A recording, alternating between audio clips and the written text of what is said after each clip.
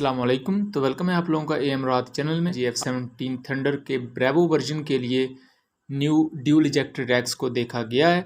इन पर तफसील से बात करेंगे, लेकिन वीडियो में आगे बढ़ने से पहले आप चैनल को सब्सक्राइब कर लें एंड हमारी वीडियोस को शेयर कीजिएगा। बात करें GF-17 थंडर की, तो अपकमिंग इसी साल नवंबर में यानी कि अगले महीने में चाइना में यूहाई एयर शो होगा और उसमें ओबियसली पाकिस्तान के भी बहुत से टेक जैसे GF-17 थंडर है, ये चूँकि चाइना के साथ हम मिलकर बनाते हैं। उसके अलावा अगर हम अपने बख्तर शिकन एंटी टैंक गाइडेड मिसाइल की बात करें, ये भी Chinese HJ-8 anti tank guided missile पर बेस्ड है। इस तरह दूसरे मुख्तलिफ चीज़ें हैं, उनके बारे में हमें कुछ नई मालूमात भी देखने को मिलेंगी।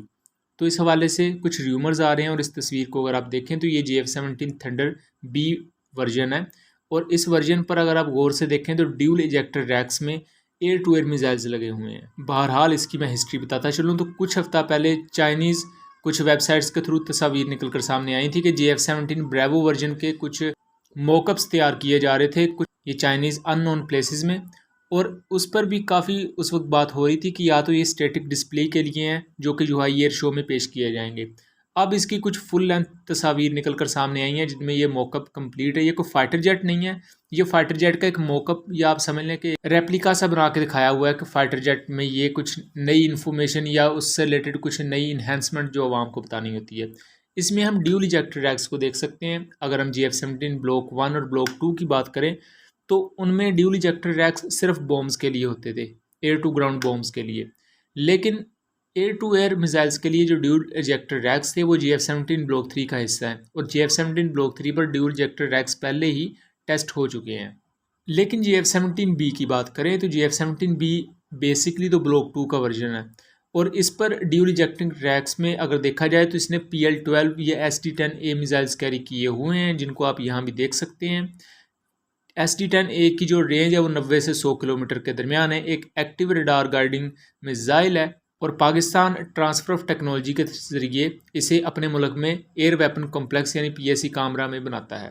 GF-17 थंडर की एक जो मेन वीकनेस थी, ये एक वीकनेस थी शुरू से कि इसका BVR लोड आउट कम था। मतलब ये एक वक्त में मैक्सिमम 2 BVR मिसाइल कैरी करता था, जो कि ठीक है, एक नॉर्मल फाइट में आपको अच्छे काम देते हैं।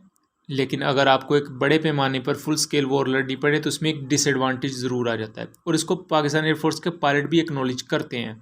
उस वजह से फिर पाकिस्तान को ज़्यादा बड़ी तादाद में GF-17 थंडर्स चाहिए होते हैं किसी ऑपरेशन को सर अंजाम देने के लिए।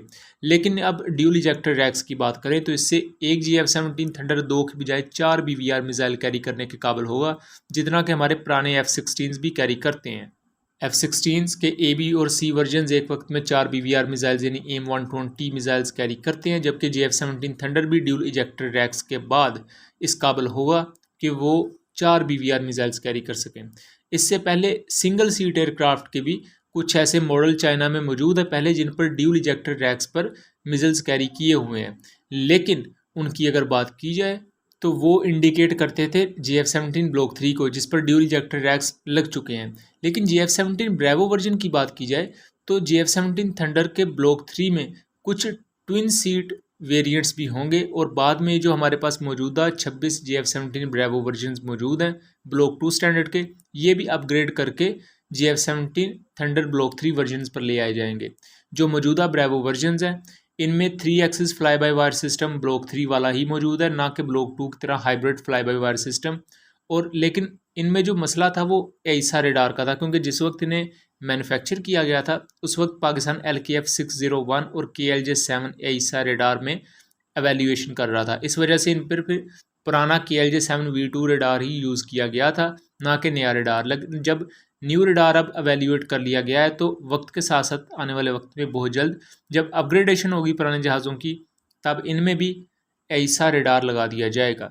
इसी तरह ये इंडिकेशन इस चीज़ की भी है कि हमारे जो पुराने GF-17 ब्लॉक 1 और ब्लॉक 2 हैं उन पर भी ड्यूल इजेक्टर रैक्स को यूज़ किया जाएगा air to air missiles carry करने में।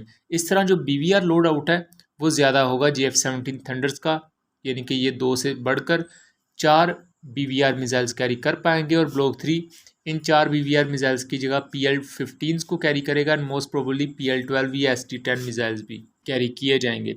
उसके अलावा GF-17 के ब्रेवो वर्जन की यहाँ अगर बात की जाए तो ये CM-400 AKG मिसाइल को भी कैरी किए हुए है, जो इस बात को इंडिकेट करता है कि ये एंटी शिप रोल और एयर टू ग्राउंड रोल के लिए काफ़ी मौसर है, क्योंकि GF-17 ब्रेवो एक ऐसा वर्जन है जिसको हम ज़्यादा डिगिन करते ही नहीं है। ये एक डार्क हॉर्स है पाकिस्तान एयरफोर्स का, जिस पर ज़्यादा कभी हाईलाइट किया ही नहीं गया और ना ही कभी हमने इसके फुल पोटेंशियल की बात की है। तो मैं एयर टू ग्राउंड अगर इसके रोल के हवाले से बात करूं तो ये सिंगल सीट GF-17 थंडर की निस्बत 50% आपको ज़्यादा एक्यूरेसी प्रोवाइड कर सकता है अगर इसके फुल पोटेंशियल को यूज़ किया जाए, क्योंकि इसमें 2 सीट्स होती हैं। ये ट्रेनिंग के अलावा इसमें जो पिछली सीट होती है वो वेपन सिस्टम ऑफिसर के लिए होती है, जिसका काम वेपन्स को डिप्लॉय करना होता है। इस तरह डिवीजन ऑफ लेबर होती है वो बेहतर होती है। इस वाले से दोनों पायलट्स अपना अलग-अलग काम करते हैं और मिशन आप ज़्यादा प्रिसाइज तरीके से कर सकते हैं।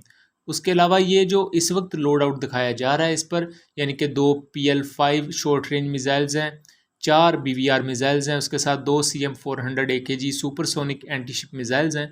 ये नॉर्मल ऑपरेशनल वेपन लोड नहीं है, क्योंकि अगर ऑपरेशनली इस तरह के वेपन लोड के साथ आप उड़ेंगे तो आपकी जो कॉम्बैट रेडियस है वो ना होने के बराबर रह जाएगा और ऑपरेशनली आप अपने ऑब्जेक्टिव्स अचीव नहीं कर सकते। इसलिए यहाँ जो देखा जाएगा मुख्तलिफ कम्बिनेशन को यूज़ किया जाएगा, मतलब कि अगर BVR मिसाइल कैरी किए हैं और शॉर्ट रेंज मिसाइल कैरी किए हैं तो फिर जो 3 ये अपने साथ एक्सटर्नल फ्यूल टैंक्स कैरी करेगा। अगर CM-400 AKG इसके साथ इंटीग्रेट करते हैं तो फिर ये एक CM-400 AKG कैरी कर सकता है और बाकी 2 एक्सटर्नल फ्यूल टैंक्स को कैरी करेगा। लेकिन स्टैटिक डिस्प्ले में ये चीज़ें एक ही वक्त में लगाने का मकसद ये होता है कि पब्लिक को ये बताया जाए कि इस एयरक्राफ्ट का इतना पोटेंशियल है। ना सिर्फ ये बल्कि GF-17 ब्रेवो वर्जन्स पर थर्मोबैरिक बॉम्ब्स को भी यूज़ किया जाता है और एक थर्मोबैरिक बॉम्ब अपने ही तरह के एक दूसरे नॉर्मल डम बॉम्ब से 3 से 4 गुना ज़्यादा इम्पैक्ट रखता है। यानी कि ये ऐसे बॉम्ब्स होते हैं जो स्पेशल मिशन के लिए यूज़ होते हैं और पाकिस्तान ने इन्हें अपने GF-17 ब्रेवो वर्जन्स पर इंटीग्रेट भी किया है, लेकिन इनको कोई ज़्यादा पब्लिक डोमेन में नहीं लाया जाता और ना इनकी कोई ज़्यादा पिक्स आपको इंटरनेट पर मिलेंगी। सिर्फ एक इसकी पिक मौजूद है इंटरनेट पर। GF-17 bravo version limited range पर सिग्नल इंटेलिजेंस तक कर सकता है। उसके अलावा सर्वेलेंस, रिकॉनिसेंस ये सिंगल सीट एयरक्राफ्ट की निस्बत ज़्यादा बेहतर तरीके से परफॉर्म कर सकता है। और देखा जाए तो ब्लॉक 3 के आने तक मेरा नहीं ख्याल कि GF-17 ब्रेवो वर्जन को इतनी ज़्यादा हाइप के साथ हाइप इसको दी जाएगी या डिस्प्ले से ज़्यादा किया जाएगा, क्योंकि अभी इसे पाकिस्तान एयरफोर्स ज़रा बैकफुट पर ही रखेगा। और जहाँ तक मेरा ज़ाती ख्याल है इसे ब्लॉक 3 के आने के बाद ज़्यादा पब्लिक डोमेन में इसकी मुख्तलिफ इन्फो फ्राहम की जाएगी। और यहाँ एक और चीज़ हमें नोट करनी चाहिए कि ज़रूरी नहीं कि ये यूहाई एयर शो के लिए ही कोई स्टैटिक डिस्प्ले हो सकता है इसके अलावा किसी और जगह पर ये एजाज़ी तौर पर इनके मौक़िफ़्स रखे गए हों। बहरहाल इस बारे में भी कंफर्मेशन आनी बाकी है। उम्मीद करता हूँ वीडियो पसंद आई होगी। मिलेंगे अगली वीडियो में, तब तक के लिए अल्लाह हाफिज़।